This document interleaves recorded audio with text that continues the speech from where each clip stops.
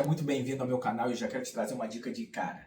Se você quer ter uma comunicação persuasiva, você precisa perguntar: qual emoção eu quero despertar? Eu vou resgatar você da superficialidade da internet com esse vídeo. Eu vou te trazer a real relação entre as emoções e as decisões que a gente toma todo dia e como isso pode afetar a sua vida pessoal e profissional. Mas vamos começar entendendo qual a diferença entre emoção e sentimento. Emoção é uma resposta automática e biológica do nosso corpo em relação a um estímulo, em relação ao ambiente. Então, se eu tomo um susto, meu coração acelera. O sentimento é uma interpretação consciente que eu faço dessa emoção. Então, eu posso interpretar que o meu coração acelerou por causa de medo.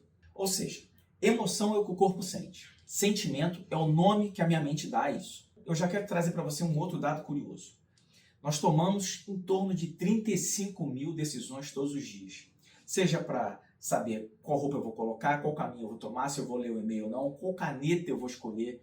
Seja as decisões mais simples, até as mais sérias, nós tomamos em torno de 35 mil decisões todos os dias. E dessas decisões, algumas são inconscientes, automáticas, e outras são influenciadas pelas emoções, pelos nossos estados emocionais. Os neurocientistas Roberto Damasio e Bechara fizeram algumas pesquisas e descobriram que as emoções são essenciais para a tomada de decisão. Eles fizeram pesquisas com alguns pacientes que tiveram lesão no córtex pré-frontal ventromedial, ou seja, eles perderam a capacidade de sentir emoção. E essas pessoas, elas tinham uma dificuldade incrível, absurda de tomar decisão. Menos as decisões mais simples, elas tinham dificuldade. Por mais que o lado lógico, racional delas estivesse intacto, elas tinham dificuldade porque elas perderam a capacidade de se emocionar. O Antônio Damasio trouxe ainda o seguinte, que as emoções elas funcionam como marcadores somáticos. O que é isso? O marcador somático é como se fosse um atalho emocional que a emoção causa, né? Atalho emocional, atalho emocional. Então, é como um atalho emocional que diz para o nosso cérebro, que avisa para a gente quais são as consequências que cada escolha que eu possa tomar, eu vou ter, embasado em experiências passadas que eu tive. Vou te dar um exemplo para ficar mais claro.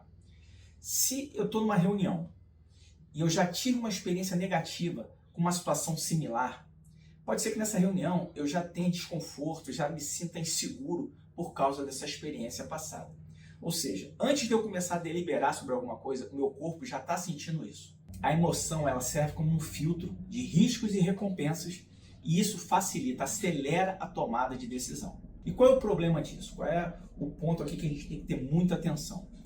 Quando eu estou numa situação que eu preciso decidir, que eu preciso escolher, quando o seu cliente está nessa situação, as emoções que eu estou sentindo, as reações emocionais que eu tenho ali, elas podem sufocar a razão e a lógica. Então, se eu faço com que o meu cliente, a pessoa com quem eu estou comunicando, ela traga uma emoção errada para aquele momento, ou seja, eu comunico de uma forma que eu resgato uma emoção que eu não queria, essa emoção vai influenciar a tomada de decisão da pessoa.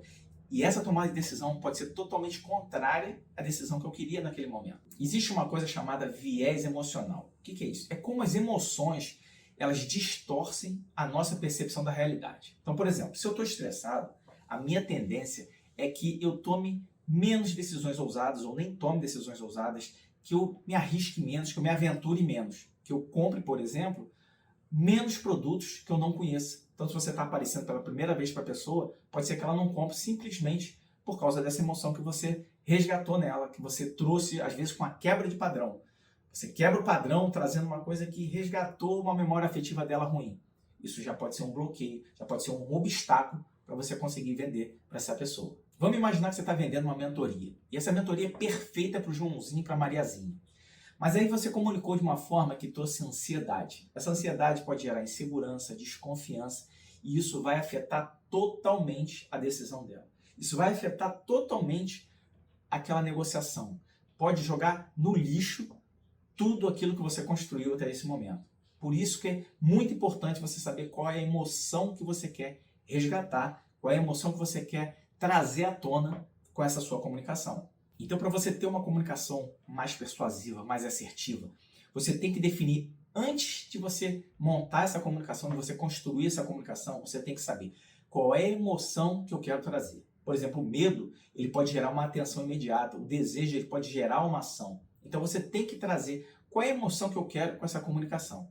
E dessa forma, você vai construir uma comunicação mais assertiva, mais persuasiva. Você vai conseguir entrar na mente da pessoa e você vai influenciar a tomada de decisão dela de acordo com a sua estratégia, de acordo com o que você quer naquele momento. Então é muito importante você saber qual é a emoção que você vai trazer, porque você vai marcar essa pessoa, marcar essa situação, essa informação com essa emoção. E isso vai influenciar a tomada de decisão. Então, para eu influenciar a tomada de decisão, eu preciso saber lá no começo qual é a emoção que eu vou ativar e aí eu vou direcionar a pessoa até essa decisão final que eu quero.